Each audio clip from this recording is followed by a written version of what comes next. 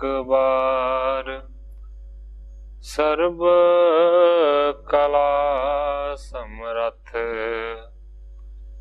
Dolan ते राखो प्रभु, नानक दे कर हथ। ज्ञान अंजन गुर दिया, अज्ञान अंधेर विनाश। हर कृपा ते संत भेटिया, नानक मन परगास। जाहि कुल ते प्रगट होए, ताहि कुल को नाम। पुन द्वादश गोरिंद कहो, मेरी है प्रणाम। परम सत्कारयोग सतगुरु जी दे पावन पवित्र दरबार विच बैठी हुई साध संगत जियो, अपनियां मन बिरतियां नूं एकाग्र करन दे लई, रसना नूं पवित्र करन लई एक वारी सारे ही रल के आखिए, धन श्री सतगुरु जगजीत सिंह सच्चे पातशाह। सतगुरु नानक देव सच्चे पातशाह जी दा पावन पवित्र इतिहास साहब जी श्रवण कर रहे से। इतिहास इथों तक पहुंचा है कि सतगुरु नानक देव सच्चे पातशाह जी ने बहुत सारी सिक्ख्या दे बचन कीते, ते जड़ा वो मौलवी सी, जड़ा वो मुलाना सी, उसने समझिया कि सतगुरु नानक देव सच्चे पातशाह जी परिपूर्ण ने, परमेश्वर दे नाल इन्हां दी गूढ़ी प्रीति। कल इथों तक कथा पहुंची सी, अज इथों अगे मैं प्रारंभ करदा। इसके बचन मोह मन फेरा, ज्यों तंग अंकश कर प्रेरा। मन दे विच ही वो मौलवी सोचदा है, सतगुरां दे बचनां ने मेरे मन नूं इस तरीके दे नाल फेर दिता है, जिवें कि अंकश जिहड़ा हुंदा है, जिहड़ा कुंडा हुंदा है, वो जिस तरह हाथी नूं प्रेर के तोड़दा है, इस तरह इन्हां ने मेरे मन नूं प्रेर दिता।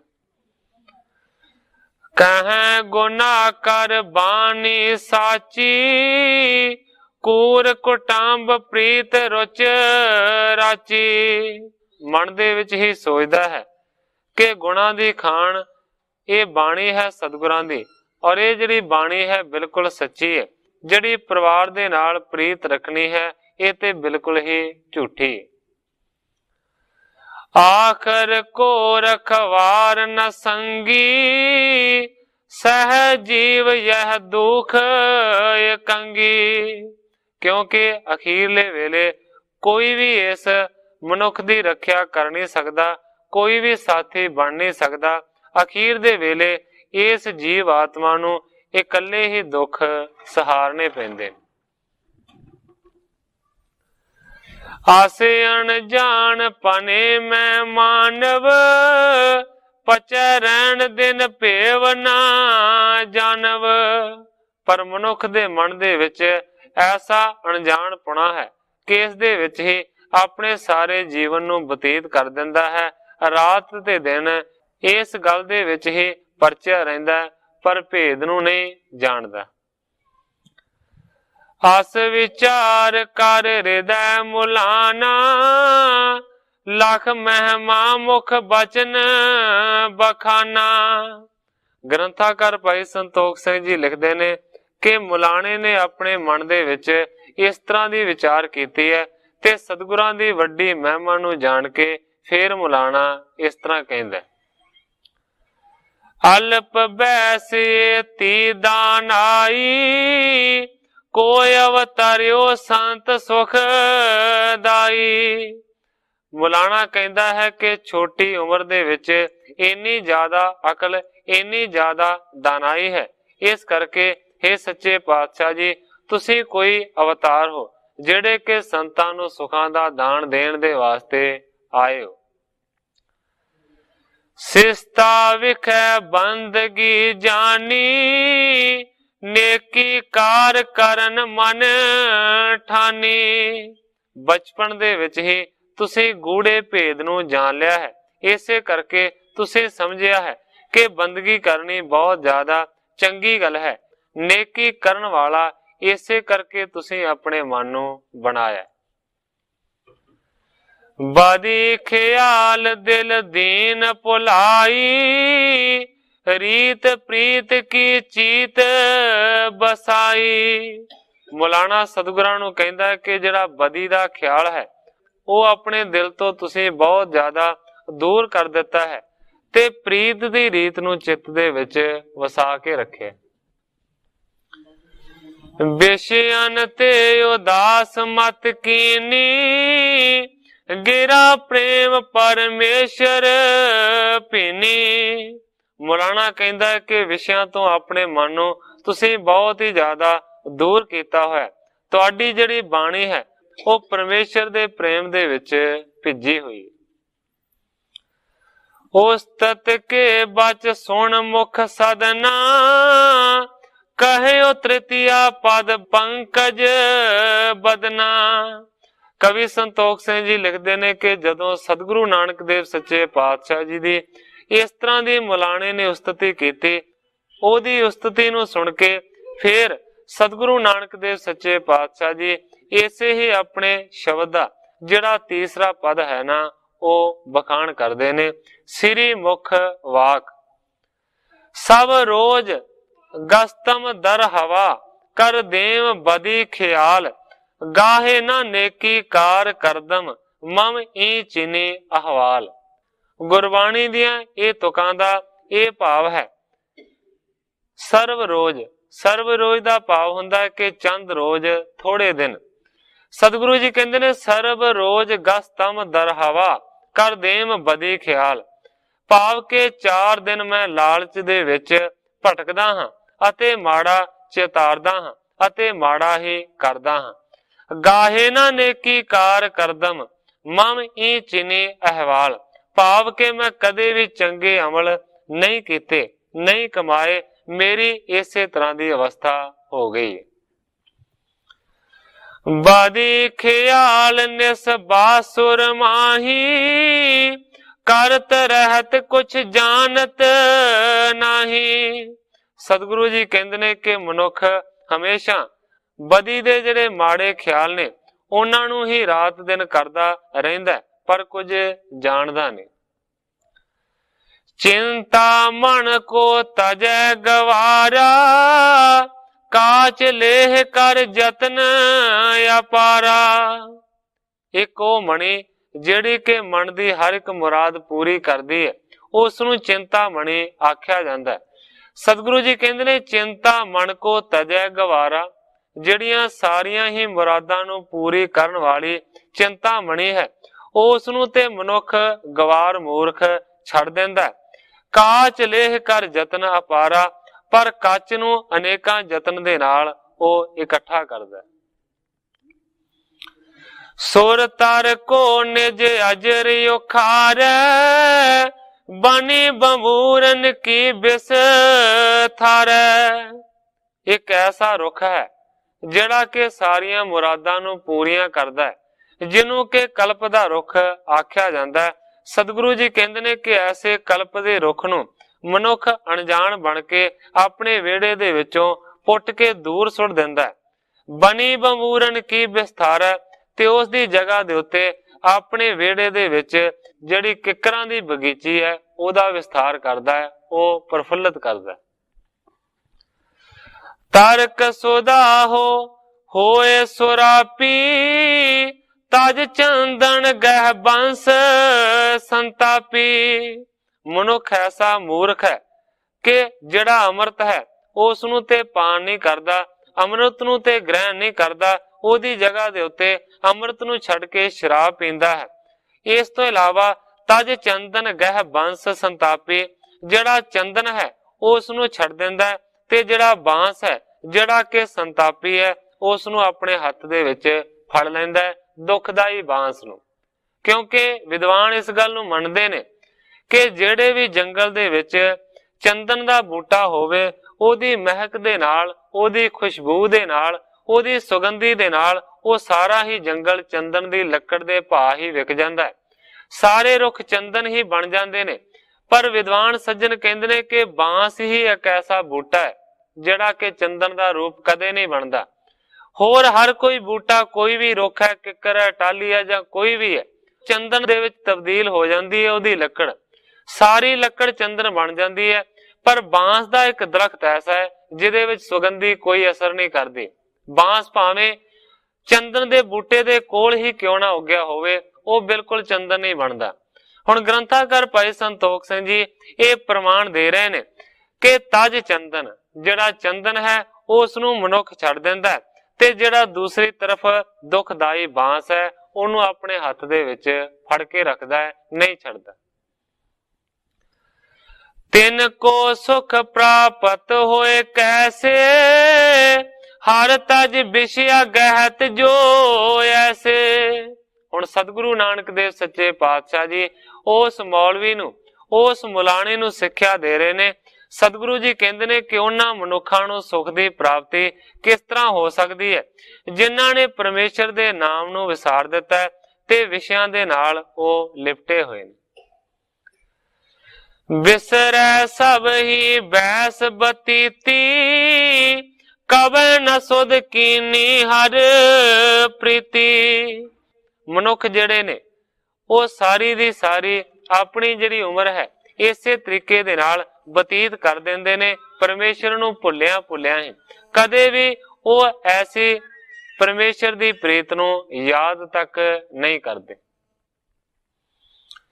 सुनत मुलाने के मन माही, शरदा सुध यद कै बिरदाही। कवि संतोख सिंह जी लिखते ने कि जदों सतगुरु नानक देव सच्चे पातशाह जी दे ऐसे बचन उस मलाने ने सुने ते मन दे विच बहुत ही ज्यादा जिहड़ी शरदा सी वो वधी मौलवी दे।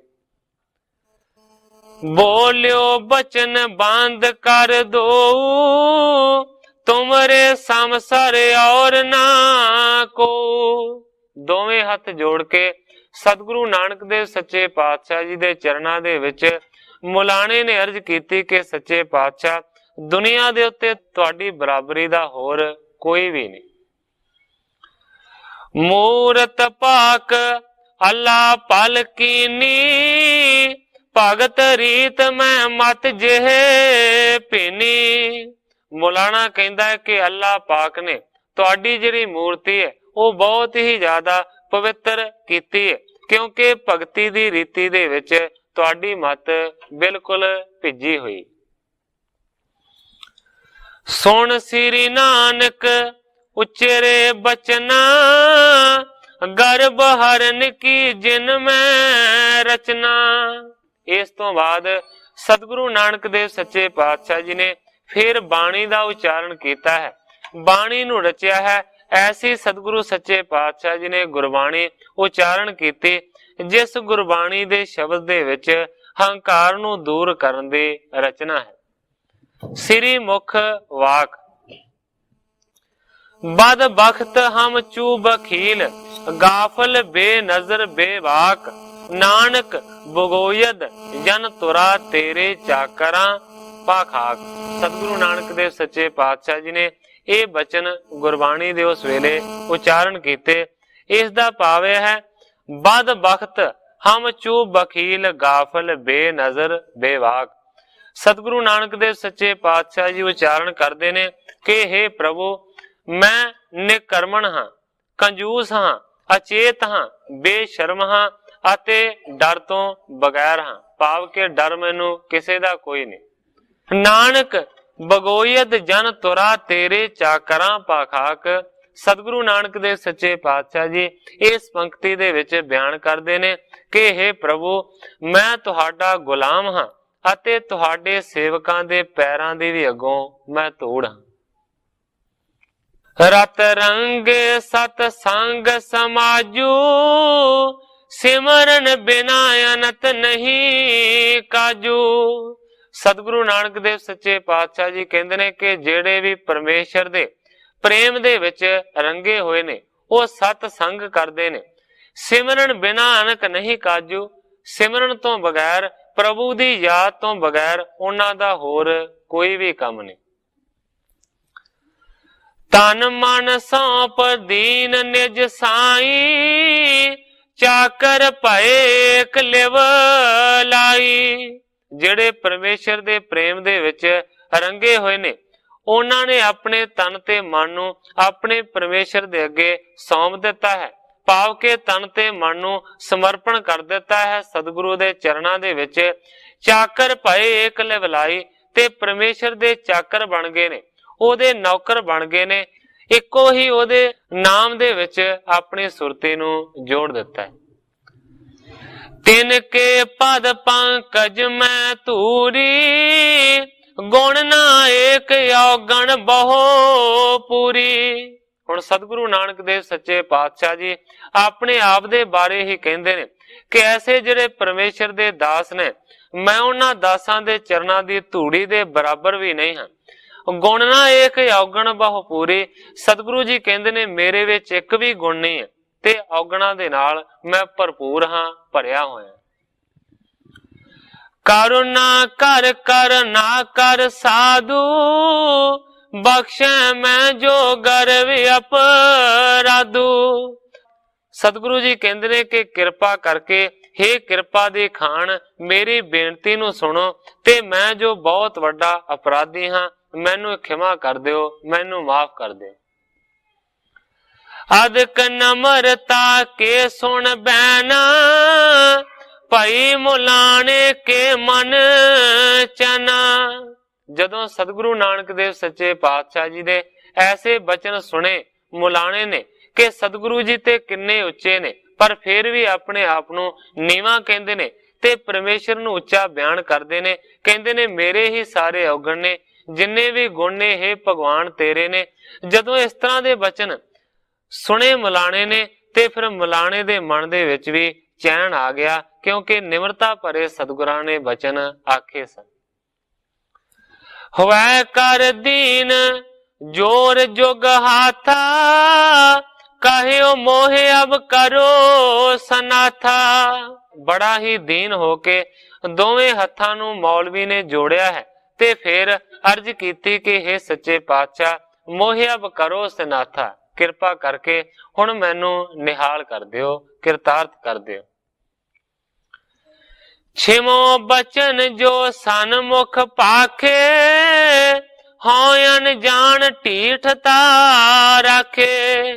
ਸੱਚੇ ਪਾਤਸ਼ਾਹ, ਮੈਂ ਜੋ ਵੀ ਤੁਹਾਡੇ ਸਾਹਮਣੇ ਬਚਨ ਕੀਤੇ ਨੇ ਉਹ ਬਿਲਕੁਲ ਨਾ ਵਾਜਬ ਕੀਤੇ ਨੇ, ਇਸ ਕਰਕੇ ਜੋ ਤੁਹਾਡੇ ਸਾਹਮਣੇ ਮੈਂ ਬੋਲਿਆ ਹਾਂ ਉਸ ਦੀ ਮੈਨੂੰ ਮਾਫੀ ਦੇ ਦਿਓ। ਮੈਂ ਬਹੁਤ ਵੱਡਾ ਅਣਜਾਣ ਸਾਂ, ਢੀਠਤਾ ਦੇ ਨਾਲ ਤੁਹਾਡੇ ਅੱਗੇ ਬੋਲਦਾ ਰਿਹਾ। ਜੋ ਤੁਮਰੇ ਮਨ ਨਿਸ਼ਚਾ ਗੂੜਾ, ਕੋ ਲਖ ਸਕੈ ਜਗਤ ਨਰ ਮੂੜਾ। ਪਰ ਮੌਲਵੀ ਕਹਿੰਦਾ ਕਿ ਸੱਚੇ ਪਾਤਸ਼ਾਹ, ਜਿਹੜਾ ਤੁਹਾਡੇ ਮਨ ਦੇ ਵਿੱਚ ਗੂੜਾ ਨਿਸ਼ਚਾ ਹੈ ਉਸ ਨੂੰ ਸੱਚੇ ਪਾਤਸ਼ਾਹ ਕੋਈ ਵੀ ਜਾਣ ਨਹੀਂ ਸਕਦਾ, ਸਾਰੀ ਦੁਨੀਆ ਵੀ ਨਹੀਂ ਜਾਣ ਸਕਦੀ। ਤੇ ਸੱਚੇ ਪਾਤਸ਼ਾਹ, ਮੈਂ ਵੀ ਕੂੜਾ ਦੁਨੀਆ ਹੀ ਵਰਗਾ ਹਾਂ, ਮੈਂ ਵੀ ਨਹੀਂ ਜਾਣ ਸਕਿਆ। ਚਰਨ ਸ਼ਰਨ ਮੈਂ ਕੀਨੋ ਪਰਨਾ, ਹਰੋ ਮੋਹ ਜਗ ਜਨਮ ਰੋ ਮਰਨਾ। ਮੁਲਾਣਾ ਕਹਿੰਦਾ ਕਿ ਇਸ ਵੇਲੇ ਹੇ ਸੱਚੇ ਪਾਤਸ਼ਾਹ ਜੀ, ਮੈਂ ਤੁਹਾਡੇ ਚਰਨਾਂ ਦੀ ਸ਼ਰਨ ਦੇ ਵਿੱਚ ਡਿੱਗਿਆ ਹੋਇਆ, ਕਿਰਪਾ ਕਰਕੇ ਮੇਰੇ ਜਨਮ ਤੇ ਮਰਨ ਦੇ ਬੰਧਨਾਂ ਨੂੰ ਕੱਟ ਦਿਓ। ਬ੍ਰਿਧਨ ਤੇ ਤੁਮ ਬ੍ਰਿਧ ਵਡੇਰੇ, ਕਾਰੀ ਉਪਦੇਸ਼ ਕਟੋ ਦੁੱਖ ਮੇਰੇ। ਮੌਲਾਨਾ ਕਹਿੰਦਾ ਕਿ ਵੱਡਿਆਂ ਤੋਂ ਵੀ ਤੁਸੀਂ ਬਹੁਤ ਜ਼ਿਆਦਾ ਵੱਡੇ ਹੋ, ਵਡੇਰੇ ਹੋ, ਕਿਰਪਾ ਕਰਕੇ ਮੈਨੂੰ ਆਪਣਾ ਪਵਿੱਤਰ ਉਪਦੇਸ਼ ਦੇ ਕੇ ਮੇਰੇ ਦੁੱਖਾਂ ਨੂੰ ਦੂਰ ਕਰ ਦਿਓ। ਦੀਨ ਬਾਂਧ ਦੁਖ ਦਲਨ ਦਇਆ ਨਿਧ, ਬਚਨ ਅਧੀਨ ਸੁਣੇ ਜਬ ਅਸ ਬਿਦ। ਗ੍ਰੰਥਾਕਾਰ ਭਾਈ ਸੰਤੋਖ ਸਿੰਘ ਜੀ ਲਿਖਦੇ ਨੇ ਕਿ ਦੀਨ ਬੰਦ ਭਾਵ ਕੇ ਦੀਨਾਂ ਦੇ ਬੰਧੂ, ਦੁੱਖਾਂ ਦਾ ਨਾਸ ਕਰਨ ਵਾਲੇ ਦੁੱਖ ਦਰਨ ਤੇ ਦਇਆ ਦੇ ਨਿਧ ਦਇਆ ਦੇ ਖਜ਼ਾਨੇ। ਸਤਿਗੁਰੂ ਨਾਨਕ ਦੇਵ ਸੱਚੇ ਪਾਤਸ਼ਾਹ ਜੀ ਨੇ ਜਦੋਂ ਮੌਲਾਣੇ ਦੇ ਇਸ ਤਰ੍ਹਾਂ ਦੇ ਅਧੀਨਗੀ ਵਾਲੇ ਬਚਨ ਸੁਣੇ, ਦਇਆ ਦ੍ਰਿਸ਼ਟ ਦੇਖੀ ਸੁਖ ਦਾਨੀ, ਮ੍ਰਿਦਲ ਮਦਰ ਬੋਲੇ ਮੁਖ ਬਾਣੀ। ਸਤਿਗੁਰੂ ਨਾਨਕ ਦੇਵ ਸੱਚੇ ਪਾਤਸ਼ਾਹ ਜੀ ਜੋ ਕਿ ਸੁਖਾਂ ਦਾ ਦਾਨ ਦੇਣ ਵਾਲੇ ਨੇ, ਉਹਨਾਂ ਨੇ ਆਪਣੀ ਦਇਆ ਦੀ ਦ੍ਰਿਸ਼ਟੀ ਦੇ ਨਾਲ, ਮਿਹਰ ਦੀ ਨਜ਼ਰ ਦੇ ਨਾਲ ਮੌਲਾਣੇ ਦੇ ਵੱਲ ਦੇਖਿਆ ਤੇ ਫਿਰ ਬਹੁਤ ਹੀ ਕੋਮਲ ਤੇ ਮਿੱਠੀ ਰਸਨਾ ਦੇ ਨਾਲ ਇਸ ਤਰ੍ਹਾਂ ਬਚਨ ਕੀਤਾ, ਮਨ ਕੰਚਨ ਜਗ ਸਿਕਤਾ ਮਾਹੀ, ਬੀਨ ਬੀਨ ਇਕੱਠੇ ਕਰ ਤਾਹੀ। ਸਤਿਗੁਰੂ ਜੀ ਉਪਦੇਸ਼ ਦਿੰਦੇ ਨੇ ਉਸ ਮੌਲਾਣੇ ਨੂੰ। ਸਤਿਗੁਰੂ ਜੀ ਕਹਿੰਦੇ ਨੇ ਕਿ ਜਿਹੜਾ ਮਨ ਹੈ ਉਹ ਸੋਨੇ ਦੇ ਵਰਗਾ ਹੈ ਤੇ ਜਿਹੜਾ ਸੰਸਾਰ ਹੈ ਇਹ ਰੇਤ ਦੇ ਵਰਗਾ ਹੈ। ਸੰਸਾਰ ਜਿਹੜੀ ਰੇਤ ਦਾ ਰੂਪ ਹੈ, ਉਹਦੇ ਵਿੱਚ ਮਨ ਜਿਹੜਾ ਸੋਨੇ ਵਰਗਾ ਹੈ ਨਾ, ਉਹ ਮਿਲਿਆ ਹੋਇਆ। ਬੀਨ ਬੀਨ ਇਕੱਠੇ ਕਰ ਤਾਹੀ, ਮਨ ਦੇ ਜਿਹੜੇ ਸੋਨੇ ਵਰਗੇ ਟੋਟੇ ਨੇ, ਇਸ ਦੁਨੀਆ ਰੂਪੀ ਰੇਤ ਦੇ ਵਿੱਚੋਂ ਤੂੰ ਸਾਰਿਆਂ ਨੂੰ ਇਕੱਠੇ ਕਰ ਲੈ। ਤਪ ਅਗਨੀ ਮੈਂ ਭਗਤ ਕੁਠਾਲੀ, ਵਿਸ਼ੇ ਮੈਲ ਹੱਥ ਲਿਓ ਤੇ ਗਾਲੀ। ਸੋਨਾ ਪਾ ਕੇ ਗਾਲਣ ਵਾਲੀ ਜਿਹੜੀ ਠੂਠੀ ਹੁੰਦੀ ਹੈ, ਜਿਹੜਾ ਭਾਂਡਾ ਹੁੰਦਾ ਹੈ, ਉਹਨੂੰ ਆਖਿਆ ਜਾਂਦਾ ਕੁਠਾਲੀ। ਸਤਿਗੁਰੂ ਜੀ ਕਹਿੰਦੇ ਨੇ ਕਿ ਮਨ ਰੂਪੀ ਸੋਨੇ ਨੂੰ ਇਕੱਠਾ ਕਰ ਲਾ, ਜਗਤ ਰੂਪੀ ਰੇਤ ਦੇ ਵਿੱਚੋਂ ਚੁਣ ਕੇ, ਫੇਰ ਤੂੰ ਭਗਤੀ ਰੂਪੀ ਕੁਠਾਲੀ ਦੇ ਵਿੱਚ ਉਸ ਨੂੰ ਪਾ ਕੇ ਤੇ ਥੱਲੇ ਅੱਗ ਬਾਲਣੀ ਹੈ ਤਪ ਦੀ। ਵਿਸ਼ੇ ਮੈਲ ਹੱਥ ਲਿਓ ਤੇ ਗਾਲੀ, ਤੇ ਜਦੋਂ ਤਪ ਰੂਪੀ ਅਗਨੀ ਦਾ ਸੇਕ ਲੱਗੇਗਾ ਤੇ ਫਿਰ ਸਤਿਗੁਰੂ ਜੀ ਕਹਿੰਦੇ ਨੇ ਕਿ ਵਿਸ਼ਿਆਂ ਦੀ ਮੈਲ ਜਿਹੜੀ ਇਸ ਮਨ ਰੂਪੀ ਸੋਨੇ ਨੂੰ ਲੱਗੀ ਹੋਈ ਹੈ, ਉਹ ਸਾਰੀ ਦੀ ਸਾਰੀ ਖਤਮ ਹੋ ਜਾਏ। ਅਲੰਕਾਰ ਕਰ ਸਰਲ ਅਧੀਰਾ, ਤੇ ਮੈਂ ਜਟੋ ਨਾਮ ਹਰ ਹੀਰਾ। ਤੇ ਸਤਿਗੁਰੂ ਜੀ ਕਹਿੰਦੇ ਨੇ ਕਿ ਜਦੋਂ ਇਹ ਮਨ ਰੂਪੀ ਸੋਨਾ ਬਿਲਕੁਲ ਸ਼ੁੱਧ ਹੋ ਜਾਏਗਾ, ਫਿਰ ਸਤਿਗੁਰੂ ਜੀ ਕਹਿੰਦੇ ਨੇ ਕਿ ਬਹੁਤ ਸੁੰਦਰ ਤੂੰ ਗਹਿਣਾ ਬਣਾਉਣਾ ਹੈ, ਜਿਹੜਾ ਕਿ ਬੜਾ ਸਿੱਧਾ ਤੇ ਸਰਲ ਹੋਵੇ। ਤੇ ਮੈਂ ਜਟੋ ਨਾਮ ਹਰ ਹੀਰਾ, ਤੇ ਮਨ ਰੂਪੀ ਸੋਨੇ ਦਾ ਜਿਹੜਾ ਗਹਿਣਾ ਬਣਿਆ ਹੋਵੇਗਾ, ਫਿਰ ਉਸ ਮਨ ਰੂਪੀ ਸੋਨੇ ਦੇ ਗਹਿਣੇ ਦੇ ਵਿੱਚ ਤੂੰ ਨਾਮ ਰੂਪੀ ਇੱਕ ਹੀਰਾ ਉਹਦੇ ਵਿੱਚ ਜੜ ਦੇਣਾ। ਔਰ ਪਹਿਰਾਵੋ ਪਰਮ ਪਵਿੱਤਰਾ, ਸ਼ੋਭਾ ਲੋਕਣ ਉਬੈ ਬਚਤਰਾ। ਸਤਿਗੁਰੂ ਨਾਨਕ ਦੇਵ ਸੱਚੇ ਪਾਤਸ਼ਾਹ ਜੀ ਮੌਲਾਣੇ ਨੂੰ ਕਹਿੰਦੇ ਨੇ ਕਿ ਜਦੋਂ ਇਸ ਤਰ੍ਹਾਂ ਦਾ ਗਹਿਣਾ ਤੂੰ ਤਿਆਰ ਕਰਕੇ ਆਪਣੇ ਹਿਰਦੇ ਰੂਪੀ ਗਲ ਦੇ ਵਿੱਚ ਪਹਿਨਾਵੇਂਗਾ ਤੇ ਫਿਰ ਤੂੰ ਪਰਮ ਪਵਿੱਤਰ ਹੋ ਜਾਏਗਾ। ਪਰਮ ਪਵਿੱਤਰ ਉਸ ਨੂੰ ਆਖਿਆ ਜਾਂਦਾ ਜਿਹਦੇ ਤੋਂ ਹੋਰ ਜ਼ਿਆਦਾ ਕੋਈ ਪਵਿੱਤਰ ਚੀਜ਼ ਹੋਵੇ ਹੀ ਨਾ। ਸਤਿਗੁਰੂ ਜੀ ਕਹਿੰਦੇ ਨੇ ਐਸਾ ਪਵਿੱਤਰ ਹੋ ਜਾਏਗਾ, ਦੋਵਾਂ ਲੋਕਾਂ ਦੇ ਵਿੱਚ ਤੇਰੀ ਜਿਹੜੀ ਸੋਭਾ ਹੈ ਨਾ, ਉਹ ਵਿਚਿੱਤਰ ਹੋਵੇਗੀ, ਉਹ ਵਿਲੱਖਣ ਹੋਵੇਗੀ। ਸਤਨਾਮ ਇੱਕ ਚਿਤ ਲੇਵਲਾਈ, ਜਪੋ ਦੇਹ ਅਭਿਮਾਨ ਗਵਾਈ। ਸਤਿਗੁਰੂ ਜੀ ਕਹਿੰਦੇ ਨੇ ਕਿ ਪਰਮੇਸ਼ਰ ਦਾ ਜੋ ਸੱਚਾ ਨਾਮ ਹੈ, ਉਹਦੇ ਵਿੱਚ ਤੂੰ ਆਪਣੀ ਸੁਰਤੀ ਨੂੰ ਜੋੜ ਲੈ। ਜਪੋ ਦੇਹ ਅਭਿਮਾਨ ਗਵਾਈ, ਪਰਮੇਸ਼ਰ ਦੇ ਸੱਚੇ ਨਾਮ ਦਾ ਜਾਪ ਕਰ, ਆਪਣੇ ਦੇਹ ਦੇ ਅਭਿਮਾਨ ਨੂੰ, ਹੰਕਾਰ ਨੂੰ ਦੂਰ ਕਰਕੇ।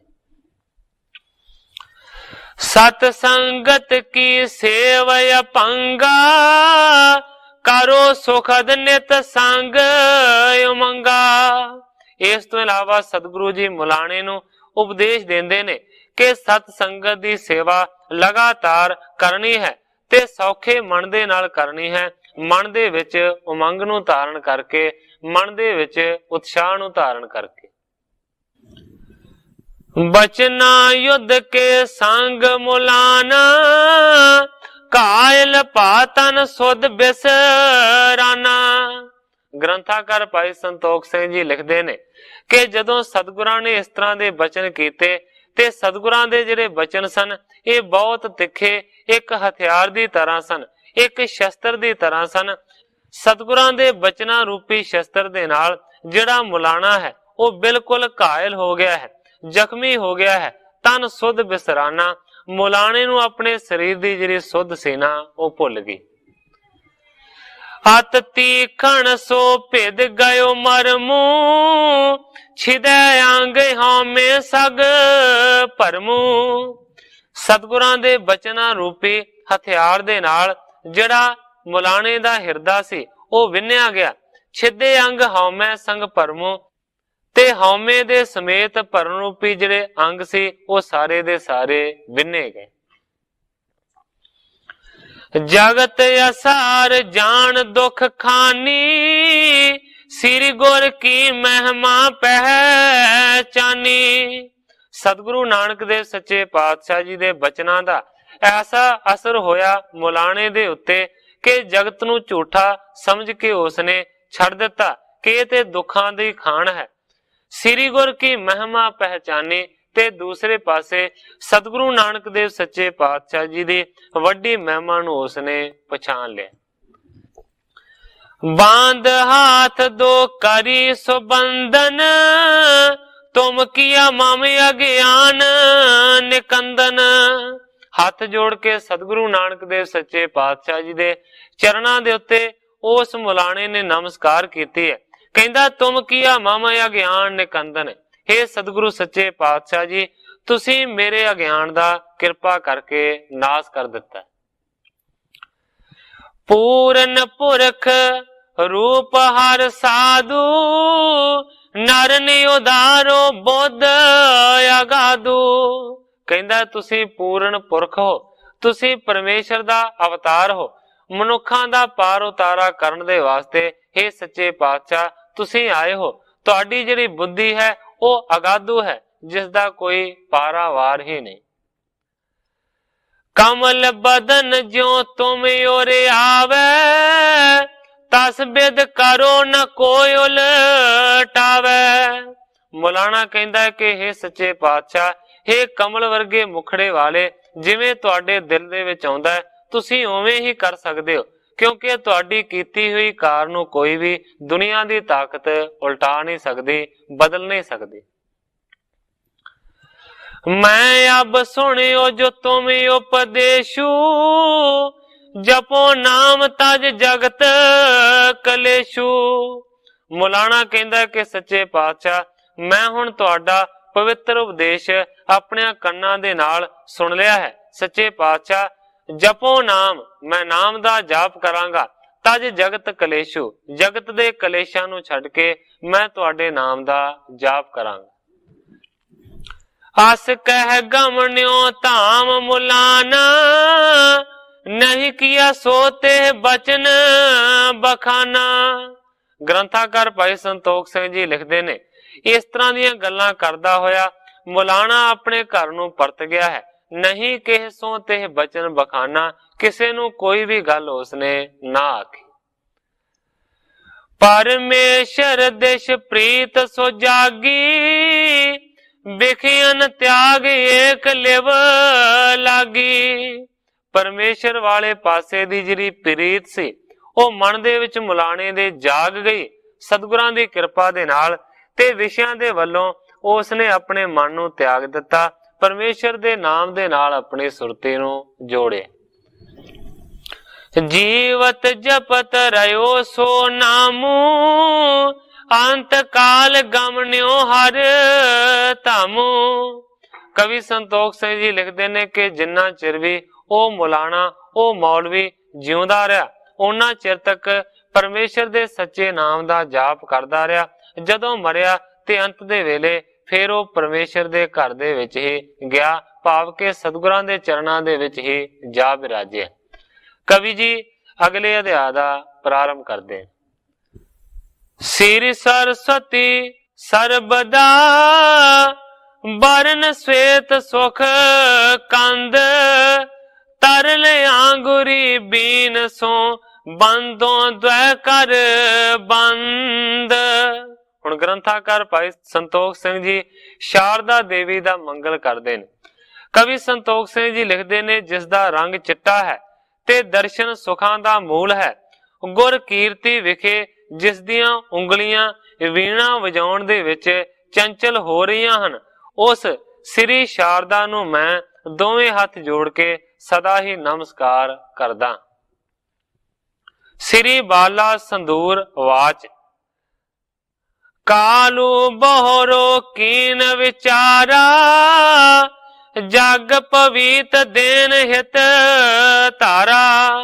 हुण भाई बाला जी सतगुरु नानक देव सच्चे पातशाह जी दियां साखियां नूं सुना रहे ने सतगुरु अंगद देव सच्चे पातशाह जी नूं। भाई बाला जी कहंदे ने कि थोड़े दिनां तो बाद फिर मेहता कालू जी ने अपने मन दे विच इह विचार कीती है, जग पवीत देन हित तारा, कि मैनू चाहिदा जिहड़ा जनेऊ है वह अपने पुत्र दे गल दे विच पहना देवां। प्रोहत जो तेह को हर दयाला, सो बुलाए लीनो तत काला। जिहड़ा हरदयाल प्रोहत सी, जिहड़ा हरदयाल नां दा पंडित सी, उसे वेले ही कालू जी ने उस नूं तत्काल अपने कोल बुला लिया। ओरे अबिलाखा सकल सुनाई, छतरी रीत करो दिज राई। अपने मन की जिहड़ी कामना सी वो हरदयाल पंडित नूं सुनाई है कि मेरा जी करदा है कि अपनी छतरी जिहड़ी रीति है उस नूं पूरा करां ते अपने पुत्र दे गल दे विच जनेऊ तुहाडे राहीं पहना देवां। सुन कर बचे अस दिज हर दयालू, कहियो सौज सब आन बेसालू। जदों हरदयाल पंडित नूं इस तरह बेनती कीती, कालू जी ने उस वेले फिर हरदयाल पंडित कहंदा है कि सारी जिहड़ी समग्री है ना उस नूं तूं इकट्ठी कर लै ते फिर तेरे पुत्र दे गल दे विच जनेऊ पहना देंगे। शुभ बासर सो दीन बताई, कर आरंभ ज्यों अदक वडाई। जेड़े दिन जनेऊ पहनाउणा सी वो चंगा दिन विचार के पंडित ने कालू जी नूं दस दिता है ते कहंदा है कि हुण तो ही तू तैयारी करनी आरंभ कर दे, जेड़ी वडियाई वाली तैयारी होवे। दिज बार ते सुन कर तब कालू, सब संभारन आन तालू। पंडित तो सुन के पंडित दे बचनां नूं फिर कालू जी ने तैयारी करनी शुरू की है। सारियां जिहड़ियां समग्रियां ने उन्हां नूं छेती छेती इकट्ठा अपने घर दे विच करन लगा। भोजन हेत आने इकट्ठाई, आमख करन छांग मंगाई। वड्डा सारा ब्रह्म भोज करन दे वास्ते, बहुता वड्डा लंगर करन दे वास्ते कालू ने बहुता सारा अन्न इकट्ठा किया है। इस तो इलावा आमख कारण छांग मंगाई, मांस दा खाना परोसन दे वास्ते कालू ने बकरा भी मंगवा लिया। जो छतरी कालू के ज्ञाती, सब अमंतु दीनो ख्याति। ग्रंथाकार भाई संतोख सिंह जी लिखते ने कि खत्री कुल दे जिन्ने भी रिश्तेदार संबंधी सन कालू जी दे, उन्हां सारियां नूं उस दिन आउण दा जिहड़ा आमंत्रण है वो दिता गया कि उस दिन साडे घर सारे दे सारे आउण। और जे नगर विपर बर रही, बेदन बेद के बेतायही। इस तो इलावा तलवंडी नगर दे विच होर भी जिन्ने पंडित रहिंदे सन, जेड़े के वेदां दे बहुत ज्यादा ज्ञाता सन, वेदां नूं जानन वाले सन, उन्हां नूं भी सद्दा दिता गया। दयो अमन तो सवण पुकारी, आए कालू धाम मजारी। आखिरकार करदियां करदियां वो दिन आ गया है जिस दिन नूं नियत कीता सी कि इस दिन नानक दे गल दे विच जनेऊ पहनाउणा है। दयो अमंतु सवण पुकारी, क्योंकि सारियां नूं आमंत्रण दिता होया सी प्रगट रूप दे विच, इस करके कालू दे घर दे विच सारे दे सारे पहुंचे जिन्हां जिन्हां नूं भी सद्दा दिता गया सी। गो मैं सोले पण छित करके, पूरे चौंक हर खियोर धर के। ਗਊ ਦੇ ਗੋਬਰ ਦੇ ਨਾਲ, ਗਊ ਦੇ ਗੋਹੇ ਦੇ ਨਾਲ ਧਰਤੀ ਨੂੰ ਲਿੰਬਿਆ ਗਿਆ ਹੈ ਤੇ ਫਿਰ ਚੌਂਕ ਨੂੰ ਪੂਰਿਆ ਗਿਆ ਹੈ ਹਿਰਦੇ ਦੇ ਵਿੱਚ ਖੁਸ਼ੀ ਨੂੰ ਧਾਰਨ ਕਰਕੇ। ਸ੍ਰੀ ਨਾਨਕ ਜੀ ਪੁਨ ਬੁਲਵਾਏ, ਦਿਜ ਬਾਹਜ ਕੇ ਵਿੱਚ ਬਸਾਏ। ਇਸ ਤੋਂ ਬਾਅਦ ਸਤਿਗੁਰੂ ਨਾਨਕ ਦੇਵ ਸੱਚੇ ਪਾਤਸ਼ਾਹ ਜੀ ਨੂੰ ਬੁਲਵਾਇਆ ਗਿਆ। ਦਿਜ ਬਾਹਜ ਕੇ ਵਿੱਚ ਬਸਾਏ, ਜਿੱਥੇ ਬਹੁਤੇ ਸਾਰੇ ਬ੍ਰਾਹਮਣ ਤੇ ਖੱਤਰੀ ਬੈਠੇ ਸਨ, ਉਹਨਾਂ ਦੇ ਵਿੱਚ ਸਤਿਗੁਰਾਂ ਨੂੰ ਬੈਠਣ ਦਾ ਹੁਕਮ ਦਿੱਤਾ ਕਾਲੂ ਨੇ। ਜਿਉ ਉਡਗਣ ਕੀ ਸਭਾ ਮਜਾਰਾ, ਜਾਵੇ ਪੂਰਨ ਅੰਦ ਉਦਾਰਾ। ਹੁਣ ਕਵੀ ਜੀ ਸਤਿਗੁਰਾਂ ਦੀ ਸੋਭਾ ਦਿੰਦੇ ਨੇ। ਕਵੀ ਜੀ ਲਿਖਦੇ ਨੇ ਕਿ ਜਿਵੇਂ ਬਹੁਤੇ ਸਾਰੇ ਤਾਰਿਆਂ ਦੀ ਸਭਾ ਦੇ ਵਿੱਚ ਚੰਦਰਮਾ ਜਾ ਕੇ ਬਿਰਾਜਦਾ ਹੈ, ਚੰਦਰਮਾ ਜਾ ਟਿਕਦਾ ਹੈ, ਇਸੇ ਤਰ੍ਹਾਂ ਸਤਿਗੁਰੂ ਨਾਨਕ ਦੇਵ ਸੱਚੇ ਪਾਤਸ਼ਾਹ ਜੀ ਮਾਨੋ ਕਿ ਪੁੰਨਿਆਂ ਦੇ ਚੰਦਰਮਾ ਦਾ ਸਰੂਪ ਸਨ ਤੇ ਵੱਡੀ ਸਾਰੀ ਜਿਹੜੀ ਤਾਰਿਆਂ ਦੀ ਸਭਾ ਸੀ ਉਹ ਬ੍ਰਾਹਮਣਾਂ ਦੀ ਤੇ ਖੱਤਰੀਆਂ ਦੀ ਸਭਾ ਸੀ। ਸਤਿਗੁਰੂ ਨਾਨਕ ਦੇਵ ਸੱਚੇ ਪਾਤਸ਼ਾਹ ਜੀ ਪੁੰਨਿਆਂ ਦੇ ਚੰਦਰਮਾ ਦੇ ਵਾਂਗ ਉਸ ਤਾਰਿਆਂ ਦੀ ਸਭਾ ਦੇ ਵਿੱਚ ਜਾ ਬੈਠੇ। ਸ਼ੋਭਾ ਸੰਯੁਤ ਤਿਉ ਤਹਿ ਜਾਈ, ਵੈਸੇ बीच ਸਵਾ ਸੁਖ ਦਾਈ। ਬੜੀ ਸੋਭਾ ਦੇ ਨਾਲ ਸਤਿਗੁਰੂ ਨਾਨਕ ਦੇਵ ਸੱਚੇ ਪਾਤਸ਼ਾਹ ਜੀ ਉਹਨਾਂ ਸਾਰਿਆਂ ਦੇ ਵਿੱਚ ਜਾ ਬੈਠੇ ਨੇ ਜੋ ਸਤਿਗੁਰੂ ਜੀ ਸੁਖਾਂ ਦਾ ਮੂਲ ਨੇ। ਛਤਰਨ ਰੀਤ ਜੋ ਹੁਤੀ ਪੁਰਾਤਨ, ਸੋ ਕੀਨੀ ਦਿਜ ਵਰ ਸਭ ਭਾਤਨ। ਖੱਤਰੀਆਂ ਦੀ ਜਿੰਨੀ ਵੀ ਰੀਤੀ ਸੀ, ਜਿਹੜੀ ਕਿ ਪੁਰਾਤਨ ਸੀ, ਜਿਹੜੀ ਕਿ ਮੁੱਢ ਤੋਂ ਹੀ ਚੱਲਦੀ ਆਉਂਦੀ ਸੀ, ਪੰਡਤ ਨੇ ਉਸ ਰੀਤੀ ਨੂੰ ਪੂਰੇ ਤਰੀਕੇ ਦੇ ਨਾਲ ਹਰ ਇੱਕ ਪ੍ਰਕਾਰ ਦੇ ਨਾਲ ਪੂਰਿਆ ਕੀਤਾ। ਕੁਲ ਆਚਾਰ ਸਿਖਾਵਣ ਲਾਗਾ, ਪੁਨ ਪਾਵਣ ਜੰਜੂ ਅਨੁਰਾਗਾ। ਕੁਲ ਦੇ ਜਿੰਨੇ ਵੀ ਆਚਾਰ ਸਨ, ਜਿੰਨੇ ਵੀ ਕਰਮ ਸਨ, ਉਹਨਾਂ ਦੀ ਸਿੱਖਿਆ ਪੰਡਤ ਨੇ ਸਤਿਗੁਰੂ ਨਾਨਕ ਦੇਵ ਸੱਚੇ ਪਾਤਸ਼ਾਹ ਜੀ ਨੂੰ ਦਿੱਤੀ ਹੈ ਤੇ ਫਿਰ ਸਤਿਗੁਰਾਂ ਦੇ ਗਲ ਦੇ ਵਿੱਚ ਜੰਜੂ ਪਾਉਣ ਦੇ ਵਾਸਤੇ ਤਿਆਰ ਹੋਇਆ। ਜਗਤ ਵਿਮੋਚਨ ਲੋਚਨ ਚਾਰੂ, ਚਿਤਵਨ ਕੀਨੀ ਮੋਖ ਉਦਾਰੂ। ਕਵੀ ਜੀ ਲਿਖਦੇ ਨੇ ਕਿ ਜਗਤ ਦੀਆਂ ਸੋਚਾਂ ਨੂੰ ਦੂਰ ਕਰਨ ਵਾਲੇ ਜਿਨ੍ਹਾਂ ਸਤਿਗੁਰਾਂ ਦੇ ਨੇਤਰ ਬਹੁਤ ਹੀ ਸੁੰਦਰ ਨੇ, ਚਿਤਵਨ ਕੀਨ ਮੋਖ ਉਦਾਰੂ। ਸਤਿਗੁਰੂ ਨਾਨਕ ਦੇਵ ਸੱਚੇ ਪਾਤਸ਼ਾਹ ਜੀ ਨੇ ਚਿਤਵਨਾ ਕੀਤੀ ਤੇ ਫਿਰ ਸਤਿਗੁਰੂ ਨਾਨਕ ਦੇਵ ਸੱਚੇ ਪਾਤਸ਼ਾਹ ਜੀ ਨੇ ਜਨੇਊ ਪਹਿਨਣ ਤੋਂ ਪਹਿਲਾਂ ਪੰਡਤ ਨੂੰ ਸਵਾਲ ਕਰ ਦਿੱਤਾ। ਬੂਝਤ ਪੇ ਦਿਜਵਰ ਮੋਹ ਸੁਨਾਵੋ, ਕਿਸ ਕਾਰਨ ਤੇ ਜੰਜੂ ਪਾਵੋ। ਸਤਿਗੁਰੂ ਨਾਨਕ ਦੇਵ ਸੱਚੇ ਪਾਤਸ਼ਾਹ ਜੀ ਨੇ ਪੰਡਤ ਹਰਦਿਆਲ ਦੇ ਹੱਥ ਨੂੰ ਰੋਕ ਦਿੱਤਾ ਤੇ ਸਤਿਗੁਰੂ ਜੀ ਕਹਿੰਦੇ ਨੇ, ਹੇ ਪੰਡਤ ਜੀ, ਪਹਿਲਾਂ ਮੈਨੂੰ ਤੁਸੀਂ ਇਹ ਦੱਸੋ ਕਿ ਕੀ ਕਾਰਨ ਹੈ ਮੇਰੇ ਗਲ ਦੇ ਵਿੱਚ ਜੰਜੂ ਪਹਿਨਾਉਣ ਦਾ। ਕੌਣ ਅਧਿਕਤਾ ਜਾਂ ਕੇ ਪਾਏ, ਕਿਸ ਪਦਵੀ ਦਿਓ ਇਹ ਪੁਚਾਏ। ਸਤਿਗੁਰੂ ਜੀ ਕਹਿੰਦੇ ਨੇ, ਪੰਡਤ ਜੀ ਇਹ ਦੱਸੋ ਕਿ ਜੇਕਰ ਮੈਂ ਇਸ ਜੰਜੂ ਨੂੰ ਪਾਵਾਂਗਾ ਤੇ ਕੀ ਵੱਡਾਪਣ ਹੋ ਜਾਵੇਗਾ, ਇਹਦੀ ਅਧਿਕਤਾ ਕੀ ਹੈ, ਜੰਜੂ ਪਾਉਣ ਦੀ ਵਡਿਆਈ ਕੀ ਹੈ, ਕਿਸ ਪਦਵੀ ਇਹ ਦੇਵ ਪਹੁੰਚਾਏ, ਇਹ ਜੰਜੂ ਮੈਨੂੰ ਕਿਹੜੀ ਉੱਚੀ ਪਦਵੀ ਦੇ ਉੱਤੇ ਪਹੁੰਚਾ ਦੇਗਾ। ਪਹਿਰੇ ਬਿਨਾ ਨੂਣ ਤਾਂ ਜੋ, ਦਿਜਬਰ ਮੋਹ ਸਮਝਾਈਐ ਸੋ। ਹੁਣ ਸਤਿਗੁਰੂ ਨਾਨਕ ਦੇਵ ਸੱਚੇ ਪਾਤਸ਼ਾਹ ਜੀ ਕਹਿੰਦੇ ਨੇ, ਪੰਡਤ ਜੀ ਪਹਿਲਾਂ ਇਹ ਦੱਸੋ ਇਹਦਾ ਵੱਡਪਣ ਕੀ ਹੈ, ਜੇਕਰ ਜੰਜੂ ਪਾਵਾਂਗਾ ਤੇ ਕੀ ਲਾਭ ਹੋਵੇਗਾ। ਤੇ ਸਤਿਗੁਰੂ ਜੀ ਕਹਿੰਦੇ ਨੇ, ਇਹ ਵੀ ਦੱਸੋ ਕਿ ਜੇ ਜੰਜੂ ਨੂੰ ਨਾ ਪਹਿਨਾਂਗਾ ਤੇ ਊਣਤਾ ਹੀ ਕੀ ਹੈ, ਘਾਟੇ ਵਾਲੀ ਕਿਹੜੀ ਗੱਲ ਹੈ।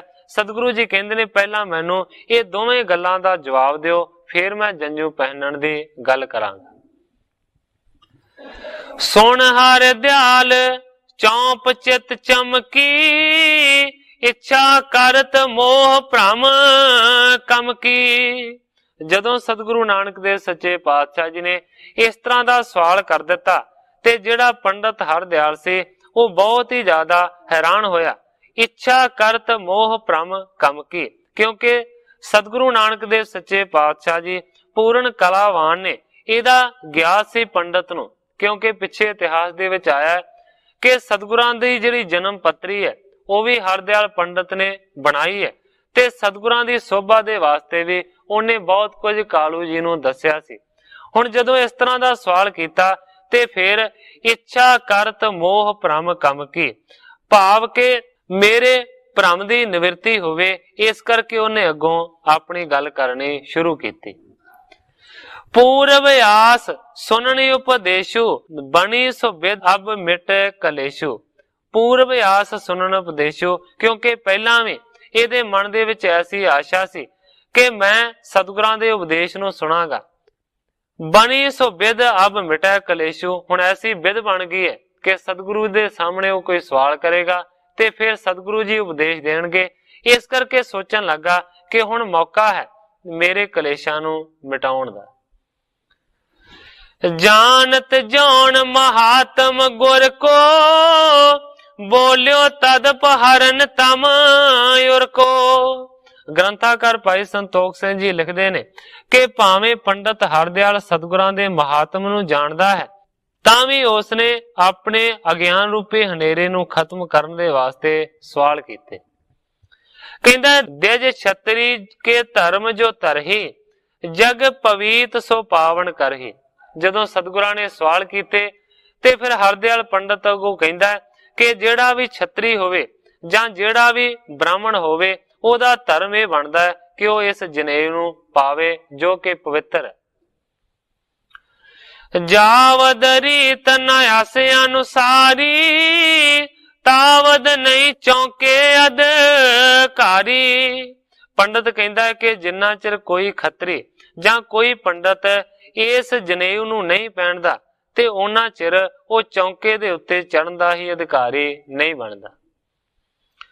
ਦਿਜ ਬਾਜ ਕੋ ਇਸ ਬਿਨ ਧਰਮ ਰਹਿਤ ਨਹੀਂ ਬੂਝੋ ਇਸ ਮਰਮਾ। ਪੰਡਤ ਕਹਿੰਦਾ ਹੈ ਕਿ ਖੱਤਰੀ ਜਾਂ ਕੋਈ ਵੀ ਪੰਡਤ ਹੋਵੇ, ਜੇਕਰ ਜਨੇਊ ਨੂੰ ਨਹੀਂ ਪਹਿਨਦਾ ਤੇ ਉਹਦਾ ਧਰਮ ਹੀ ਨਹੀਂ ਰਹਿੰਦਾ, ਭਾਵ ਕਿ ਧਰਮ ਦੀ ਰੀਤੀ ਹੀ ਇਹੀ ਹੈ। ਬੂਝੋ ਇਸ ਮਰਮਾ, हे ਨਾਨਕ ਜੀ ਇਸ ਭੇਤ ਨੂੰ ਤੁਸੀਂ ਜਰਾ ਪਛਾਣ ਲਓ।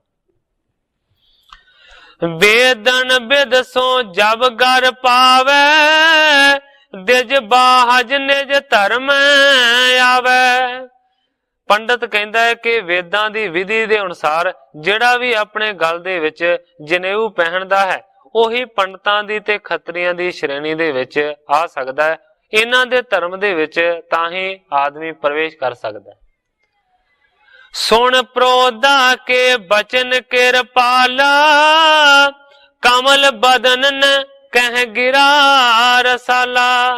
ਜਦੋਂ ਪੰਡਤ ਹਰਦਿਆਲ ਨੇ ਇਸ ਤਰ੍ਹਾਂ ਦੀਆਂ ਗੱਲਾਂ ਆਖੀਆਂ ਤੇ ਉਸ ਪ੍ਰੋਹਤ ਦੀਆਂ ਗੱਲਾਂ ਨੂੰ ਕਿਰਪਾਲੂ ਸਤਿਗੁਰਾਂ ਨੇ ਸੁਣਿਆ ਤੇ ਫਿਰ ਆਪਣੇ ਕਮਲ ਵਰਗੇ ਮੁਖੜੇ ਤੋਂ ਸਤਿਗੁਰਾਂ ਨੇ ਰਸੀਲੇ ਬਚਨ ਕੀਤੇ। ਕਹਿੰਦੇ ਨੇ ਦਿਜ ਬਾਹਜ ਕੋ ਧਰਮ ਜੋ ਆਹੀ ਗਰਮੇ ਪਾਏ ਸੂਤ ਰਹਾਹੀ। ਸਤਿਗੁਰੂ ਨਾਨਕ ਦੇਵ ਸੱਚੇ ਪਾਤਸ਼ਾਹ ਜੀ ਕਹਿੰਦੇ ਨੇ ਕਿ ਪੰਡਤਾਂ ਦਾ ਤੇ ਖੱਤਰੀਆਂ ਦਾ ਕੀ ਇਹੀ ਧਰਮ ਹੈ ਕਿ ਉਹ ਗਲ ਦੇ ਵਿੱਚ ਇਹ ਸੂਤ ਪਾਈ ਰੱਖਦੇ ਨੇ। ਕਿਦੋਂ ਸੁਕਰਮ ਕਰੇ ਤੇ ਰਹੀ ਦਇਆ ਆਦ ਜੇ ਸ਼ੁਭ ਨਿਰਬਹੀ। ਸਤਿਗੁਰੂ ਨਾਨਕ ਦੇਵ ਸੱਚੇ ਪਾਤਸ਼ਾਹ ਜੀ ਕਹਿੰਦੇ ਨੇ ਕਿ ਇਸ ਸੂਤ ਦੇ ਪਾਉਣ ਦੇ ਨਾਲ ਧਰਮ ਰਹਿੰਦਾ ਹੈ ਜਾਂ ਕਿ ਚੰਗੇ ਕਰਮ ਕਰਨ ਦੇ ਨਾਲ ਰਹਿੰਦਾ ਹੈ। ਜਿਨ੍ਹਾਂ ਚੰਗੇ ਕਰਮਾਂ ਦੇ ਵਿੱਚ ਦਇਆ ਆਦਿਕ ਦੈਵੀ ਗੁਣ ਆਉਂਦੇ ਨੇ, ਜੇਕਰ ਮਨੁੱਖ ਉਹਨਾਂ ਚੰਗੇ ਗੁਣਾਂ ਦਾ ਨਿਰਵਾਹ ਕਰਦਾ ਹੈ, ਉਹਨਾਂ ਕਰਮਾਂ ਨੂੰ ਨਿਭਾਉਣ ਦੇ ਨਾਲ ਧਰਮ ਰਹਿੰਦਾ ਹੈ ਜਾਂ ਕਿ ਗਲ ਦੇ ਵਿੱਚ ਇਹ ਸੂਤ ਪਾਉਣ ਦੇ ਨਾਲ ਰਹਿੰਦਾ। ਪਾਏ ਸੂਤ ਗਰ ਕਰਤ ਕੁਕਰਮਾ ਤਨ ਹਿਤ ਹਿੰਸਾ ਧਰੋਹ ਅਧਰਮਾ। ਸਤਿਗੁਰੂ ਨਾਨਕ ਦੇਵ ਸੱਚੇ ਪਾਤਸ਼ਾਹ ਜੀ ਕਹਿੰਦੇ ਨੇ ਕਿ ਗਲ ਦੇ ਵਿੱਚ ਕਿਸੇ ਨੇ ਜਨੇਊ ਪਾਇਆ ਹੋਵੇ, ਇਹ ਸੂਤ ਪਾਇਆ ਹੋਵੇ ਤੇ ਫਿਰ ਕੁਕਰਮ ਕਰੇ, ਮਾੜੇ ਕਰਮ ਕਰੇ, ਧਨ ਦੇ ਹਿੱਤ ਦੇ ਵਾਸਤੇ ਹਿੰਸਾ ਕਰੇ, ਧੋਖਾ ਕਰੇ, ਅਧਰਮ ਦੇ ਕੰਮ ਕਰੇ। ਅੰਤ ਪ੍ਰਿਯੰਤ ਦੁਸ਼ਟਤਾ ਤਾਰੇ ਝੂਠ ਪਿਸ਼ਨਤਾ ਚਿਤ ਹਿਤ ਕਾਰੇ। ਸਤਿਗੁਰੂ ਨਾਨਕ ਦੇਵ ਸੱਚੇ ਪਾਤਸ਼ਾਹ ਜੀ ਕਹਿੰਦੇ ਨੇ ਕਿ ਮੇਰਾ ਤੇ ਖਿਆਲ ਇਸ ਤਰ੍ਹਾਂ ਦਾ ਹੈ ਕਿ ਜਿਹੜਾ ਮਨੁੱਖ ਗਲ ਦੇ ਵਿੱਚ ਜਨੇਊ ਪਾ ਕੇ ਰੱਖਦਾ ਫਿਰ ਮਾੜੇ ਕਰਮ ਕਰਦਾ, ਧਨ ਦੇ ਵਾਸਤੇ ਲੜਦਾ ਹੈ, ਹਿੰਸਾ ਕਰਦਾ ਹੈ, ਕਿਸੇ ਨੂੰ ਮਾਰਦਾ ਹੈ, ਕਿਸੇ ਨਾਲ ਧੋਖਾ ਕਰਦਾ ਹੈ, ਅਧਰਮ ਦੇ ਕੰਮ ਕਰਦਾ ਹੈ, ਤੇ ਮੈਨੂੰ ਲੱਗਦਾ ਹੈ ਕਿ ਅੰਤ ਦੇ ਵੇਲੇ ਐਸੇ ਮਨੁੱਖ ਨੂੰ ਜਿਹੜਾ ਕਿ ਝੂਠਾ ਤੇ ਮਕਾਰ ਹੈ, ਚੁਗਲਖੋਰ ਹੈ, ਉਹਦਾ ਕੋਈ ਵੀ ਹਿਤਕਾਰੀ ਨਹੀਂ ਬਣਦਾ ਅਖੀਰ ਦੇ ਵਕਤ। ਜੋ ਖੱਤਰੀ ਦਿਜ ਕਿਦੋਂ ਚੰਡਾਲਾ, ਸਹਿ ਜਾਏ ਜਮ ਦੰਡ ਵਿਸਾਲਾ। ਸਤਿਗੁਰੂ ਜੀ ਕਹਿੰਦੇ ਨੇ ਮੇਰੇ ਮਨ ਦਾ ਅੰਦਾਜ਼ਾ ਇਹ ਹੈ ਕਿ ਭਾਵੇਂ ਉਹ ਖੱਤਰੀ ਹੋਵੇ ਜੰਝੂ ਨੂੰ ਪਹਿਨਣ ਵਾਲਾ, ਤੇ ਭਾਵੇਂ ਕੋਈ ਪੰਡਤ ਹੋਵੇ ਜਿਹੜਾ ਚੰਡਾਲਾਂ ਵਾਲੇ ਕੰਮ ਕਰਦਾ ਹੈ, ਉਹ ਤੇ ਜਮਾਂ ਦੇ ਡੰਡ ਨੂੰ ਜ਼ਰੂਰ ਸਹਾਰੇਗਾ, ਭਾਵ ਕਿ ਜਮਾਂ ਦੇ ਹੱਥੋਂ ਉਹਨੂੰ ਸਜ਼ਾਵਾਂ ਦਿੱਤੀਆਂ ਜਾਣਗੀਆਂ। ਕੌਣ ਜਨੇਊ ਤੇ ਫਲ ਦੀਨਾ, ਪਾਇਓ ਨਰਕ ਹਾਂ ਅਗ ਕੀਨਾ। ਸਤਿਗੁਰੂ ਜੀ ਕਹਿੰਦੇ ਨੇ ਕਿ ਜਿਹੜੇ ਐਸੇ ਨੇ ਜਿਹੜੇ ਕਿ ਜੰਝੂ ਨੂੰ ਪਹਿਨਦੇ ਨੇ ਤੇ ਫਿਰ ਮਾੜੇ ਕਰਮ ਕਰਕੇ ਆਖਰਕਾਰ ਜਮਾਂ ਦੀਆਂ ਸਜ਼ਾਵਾਂ ਨੂੰ ਸਹਿੰਦੇ ਨੇ, ਤੇ ਮੈਨੂੰ ਦੱਸੋ ਕੌਣ ਜਨੇਊ ਤੇ ਫਲ ਦੇਣਾ। ਜਨੇਊ ਨੇ ਉਹਨਾਂ ਨੂੰ ਕੀ ਫਲ ਦਿੱਤਾ, ਜੰਝੂ ਪਹਿਨਣ ਦਾ ਉਹਨਾਂ ਨੂੰ ਕੀ ਲਾਭ ਹੋਇਆ। ਪਾਇਓ ਨਰਕ ਹਾਂ ਅਗ ਕੀਨਾ, ਭਾਵ ਕਿ ਨਰਕਾਂ ਦੇ ਵਿੱਚ ਵੀ ਉਹ ਸੁੱਟਿਆ ਗਿਆ ਕਿਉਂਕਿ ਪਾਪ ਕਰਮ ਕੀਤੇ ਸੀ। ਜੰਝੂ ਨੇ ਤੇ ਕੋਈ ਵੀ ਲਾਭ ਨਾ ਪਹੁੰਚਾਇਆ। ਸੁਣ ਕਰ ਬਚ ਦਿਜ ਬਰ ਜੇ ਬੈਸੇ, ਭਏ ਮਸਟ ਕੁਛ ਆਵਨਾ ਜੈਸੇ। ਗ੍ਰੰਥਾਕਾਰ ਭਾਈ ਸੰਤੋਖ ਸਿੰਘ ਜੀ ਲਿਖਦੇ ਨੇ, ਜਦੋਂ ਸਤਿਗੁਰੂ ਨਾਨਕ ਦੇਵ ਸੱਚੇ ਪਾਤਸ਼ਾਹ ਜੀ ਨੇ ਐਸੀਆਂ ਦਲੀਲਾਂ ਪੇਸ਼ ਕੀਤੀਆਂ, ਫਿਰ ਕਵੀ ਜੀ ਲਿਖਦੇ ਨੇ ਸਾਰੇ ਦੇ ਸਾਰੇ ਜਿੰਨੇ ਵੀ ਪੰਡਤ ਵੱਡੇ ਵੱਡੇ ਬੈਠੇ ਹੋਏ ਸਨ, ਸਾਰੇ ਦੇ ਸਾਰੇ ਚੁੱਪ ਨੂੰ ਧਾਰਨ ਕਰ ਗਏ ਨੇ, ਕਿਉਂਕਿ ਕਿਸੇ ਨੂੰ ਸਤਿਗੁਰਾਂ ਦੇ ਸਵਾਲ ਦਾ ਉੱਤਰ ਹੀ ਨਹੀਂ ਆਉਂਦਾ। ਸਨਮੁਖ ਉੱਤਰ ਦੇਤ ਨਾ ਕੋਊ, ਕਹਿਤ ਸਤ ਸਮਝਤ ਚਿਤ ਸੋਊ। ਕਿਸੇ ਨੇ ਵੀ ਸਤਿਗੁਰੂ ਨਾਨਕ ਦੇਵ ਸੱਚੇ ਪਾਤਸ਼ਾਹ ਜੀ ਨੂੰ ਆਪਣਾ ਉੱਤਰ ਨਾ ਦਿੱਤਾ, ਕਿਉਂਕਿ ਕਹਿਤ ਸਤ ਸਮਝਤ ਚਿਤ ਸੋਊ। ਸਾਰੇ ਹੀ ਚਿੱਤ ਦੇ ਵਿੱਚ ਇਹ ਸਮਝਦੇ ਨੇ ਕਿ ਜੋ ਵੀ ਨਾਨਕ ਨੇ ਆਖਿਆ ਇਹ ਬਿਲਕੁਲ ਸੱਚ ਹੈ, ਬਿਲਕੁਲ ਸੱਚ ਹੈ। ਤਦ ਪਸੁਨਨ ਕੀ ਬਚਿਆ ਬਿਲਾਖਾ, ਪ੍ਰੋਹਤ ਹਰ ਦਿਆਲੇਮ ਭਾਖਾ। ਹੁਣ ਜਿਹੜਾ ਪ੍ਰੋਹਤ ਹਰਦਿਆਲ ਹੈ, ਜਿਹੜਾ ਪੰਡਤ ਹਰਦਿਆਲ ਹੈ, ਉਹ ਜਾਣਦਾ ਹੈ ਸਤਿਗੁਰਾਂ ਦੀ ਮਹਿਮਾ ਨੂੰ, ਤਾਂ ਵੀ ਕਵੀ ਜੀ ਲਿਖਦੇ ਨੇ ਕਿ ਸਤਿਗੁਰਾਂ ਦੇ ਬਚਨ ਸੁਣਨ ਦੀ ਉਹਦੇ ਮਨ ਦੇ ਵਿੱਚ ਲਾਲਸਾ ਹੈ। ਇਸ ਕਰਕੇ ਫਿਰ ਹਰਦਿਆਲ ਨੇ ਇਸ ਤਰ੍ਹਾਂ ਆਖਿਆ, ਕਹਿੰਦਾ ਜੀ ਕੌਣ ਜੰਝੂ ਤੇ ਜਾਏ ਨਾ ਨਰਕਾ, ਜਾਂ ਤੇ ਜਮ ਨਹੀਂ ਕਰੋ ਕੋ ਤਰਕਾ।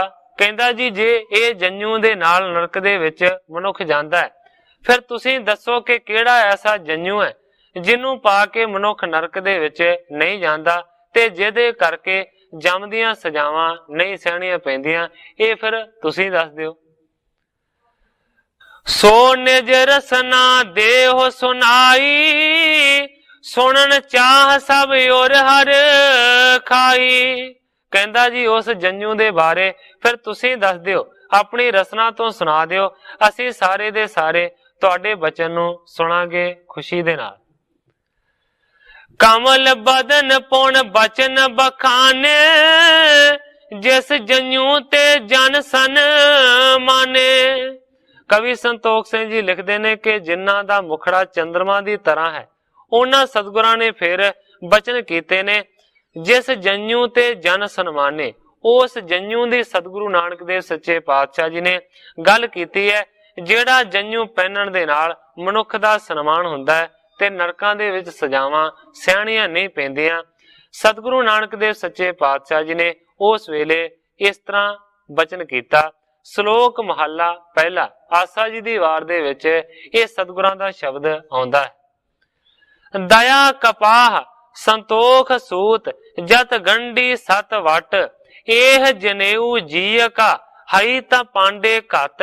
ਨਾ ਇਹ ਟੁੱਟੈ ਨਾ ਮਲ ਲੱਗੈ, ਨਾ ਇਹ ਜਲੈ ਨਾ ਜਾਏ, ਧਨ ਸੋ ਮਾਨਸ ਨਾਨਕਾ, ਜੋ ਗਲ ਚੱਲੇ ਪਾਏ। ਸਤਿਗੁਰਾਂ ਦੇ ਇਸ ਸ਼ਬਦ ਦਾ ਇਹ ਭਾਵ ਹੈ ਕਿ ਦਇਆ ਕਪਾਹ, ਭਾਵ ਕਿ ਦਇਆ ਦੀ ਕਪਾਹ ਹੋਵੇ, ਤੇ ਸੰਤੋਖ ਸੂਤ, ਜਿਹੜਾ ਕਪਾਹ ਤੋਂ ਸੂਤ ਬਣਾਉਣਾ ਹੈ ਉਹ ਸੰਤੋਖ ਦਾ ਹੋਵੇ। ਜਤ ਗੰਢੀ, ਜਿਹੜੀਆਂ ਗੰਢਾਂ ਨੇ ਉਹ ਜਤ ਦੀਆਂ ਹੋਣ, 7 ਵਟ ਤੇ 7 ਦਾ ਜਿਹੜਾ ਵਟ ਹੈ ਉਸ ਨੂੰ ਚੜਾਇਆ ਜਾਵੇ। ਇਹ ਜਨੇਊ ਜੀ ਕਾ ਹਈ ਤਾਂ ਪਾਂਡੇ ਕਤ।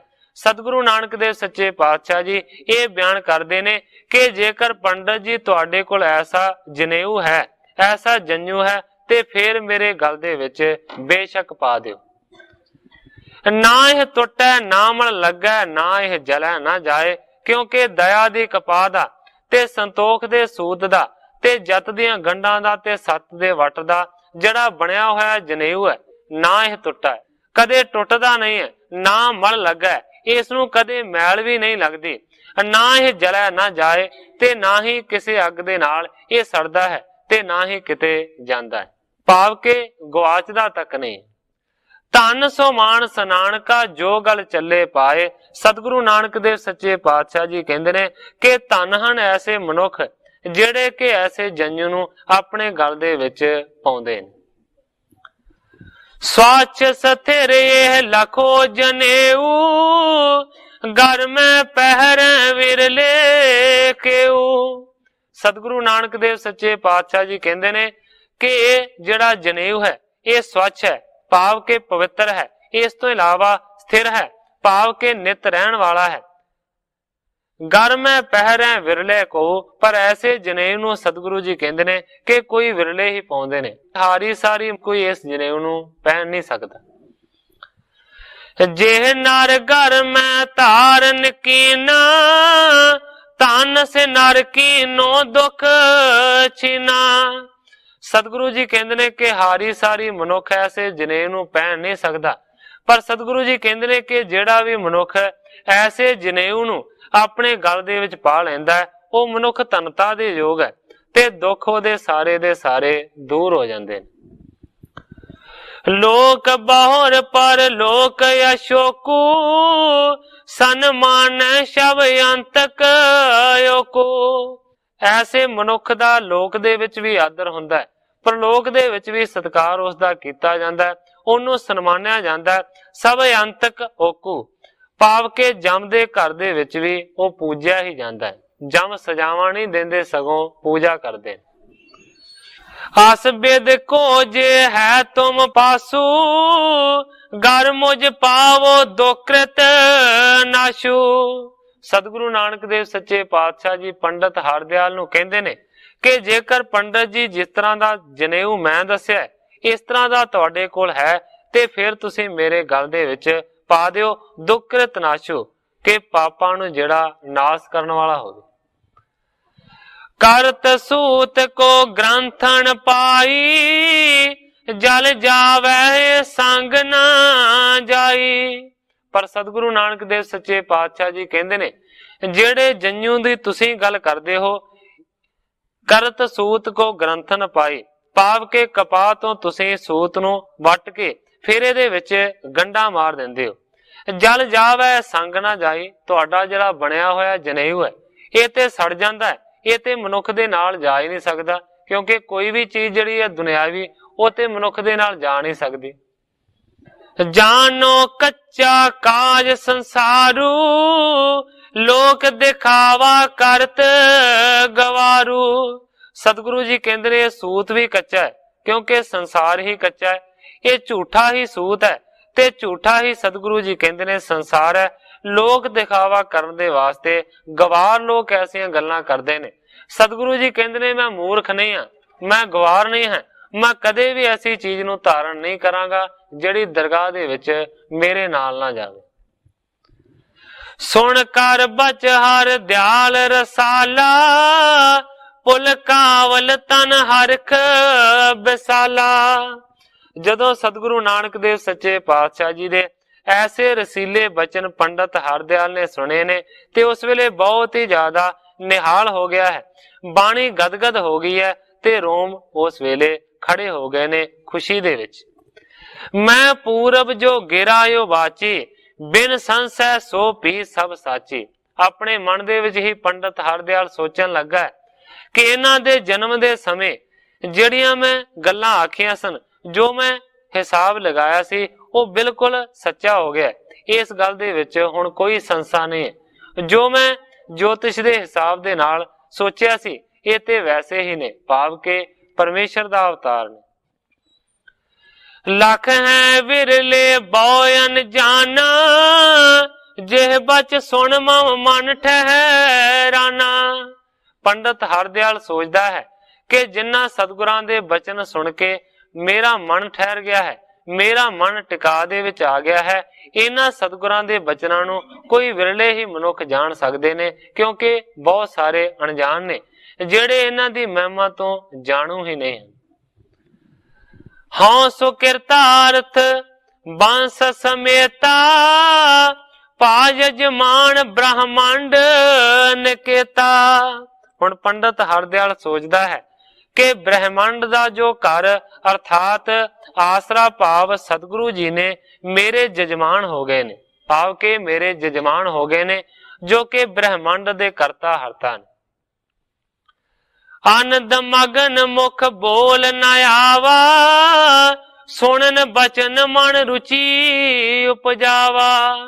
हुण ग्रंथाकार भाई संतोख सिंह जी लिखते ने, पंडित आनंद दे विच मगन हो गया, बाणी घगिया गई है, बोलिया भी नहीं जाता, पर सुनन बचन मन रुचि उपजावा, पर फिर भी सतगुरां दे होर ज्यादा बचनां नूं सुनना चाहुंदा है। अनंत जे दिज बैसे शुभ नीति, सो बोले लख पाछल रीते। हुण पंडित ते इन्ना ज्यादा निहाल हो गया, पंडित हरदयाल वो ते बोलिया ने, पर कवि संतोख सिंह जी लिखते ने होर जिहड़े पंडित बहुत सारे बैठे सन, जिहड़े कि अपने आप नूं बहुत ज्यादा ज्ञाता समझदे सन, उन्हां ने फिर पिछली रीति नूं विचार के इस तरह सवाल कीता। भो बाल के जग पविता, वेद पंथ में गिनियो पनीता। दूसरे पंडित कहते ने, हे बालक नानक, ये जरा जनेऊ है, ये ते वेदां दे अनुसार बिल्कुल पवित्र है, बिल्कुल पुनीत है। परम परा पावन बर धर्मा, दिज बाहज को राखत धर्मा। परम परा भाव के मुढ़ तो ही ये बहुत पवित्र है, ये जनेऊ पहनण दे नाल ही पंडित दा जां किसी खतरी दा धर्म रहिंदा। ब्रह्मादिक ते ये चले आवा, सनक सनंदन सब पहरावा। वो पंडित कहते ने कि मुढ़ तो लैके ब्रह्मा जी तो लैके ये रीति चली आउंदी है। ब्रह्मा जी दे पुत्र जिहड़े सनक ते सनंदन सन, उन्हां दे गल दे विच भी जनेऊ पहनाया गया सी। जे हम कीन उकत नवीना, पेलो ए तो सम तो प्रवीना। कहंदे ने जेकर असी कोई नवी गल कीती होवे, नवी रीति तोरी होवे, तां उल्टाउणा तुहाडा फर्ज बनदा है। प्रवीण जी इस करके साडी गल नूं मन्नो। कहंदे ने चलो बाल पाछल कुल चाली, क्यों तुम सब ते चहो निराली। हे बालक नानक, पिछली रीति दे उत्ते चलो, जो रीति मुढ़ तो ही बनी हुई है, क्यों तुम सब ते चहो निराली। ये वखरी ही नीति जनेऊ ना पहनण दी तुसीं जिहड़ी मन दे विच धारण कीती है, इस नूं छड्ड दिओ ते साडी गल मन्नो। इस जंजू नूं तुसीं अपने गल दे विच पहना लवो। इस तरह उस वेले दूसरे पंडितां ने आख्या है सतगुरु नानक देव सच्चे पातशाह जी नूं। हुण सतगुरु नानक देव सच्चे पातशाह जी उन्हां दीयां गल्लां दा जिस तरह जवाब देणगे, वो मैं कल दे प्रकरण दे विच अर्ज करांगा, क्योंकि समय की समाप्ति है। अगे जो सतगुरु सच्चे पातशाह जी की रजा होवेगी, उसे तरह वरतेगी। जिन्नियां ही अर्जा करदा होया मैं इत्थे ही कथा नूं विश्राम दे के सारी साध संगत तो खिमा दा याचक। हे अच्युत हे पार ब्रह्म अविनाशी अगनास, हे पूरन हे सर्ब मैं दुख पंजन गुणतास। हे संगी हे निरंकार, हे निर्गुण सब टेक। हे गोबिंद हे गुण निधान, जाके सदा विवेक। हे अपरंपर हर हरे, है पी होवनहार। हे संता कै सदा संग निधारा आधार। हे ठाकुर हो दास रो, मैं निर्गुण गुण नहीं कोय। नानक दीजै नाम दान राखो हिय परोय। जाहि कुल ते प्रगट होय ताहि कुल को नाम। पुन द्वादश गोरिंद को मेरी है प्रणाम।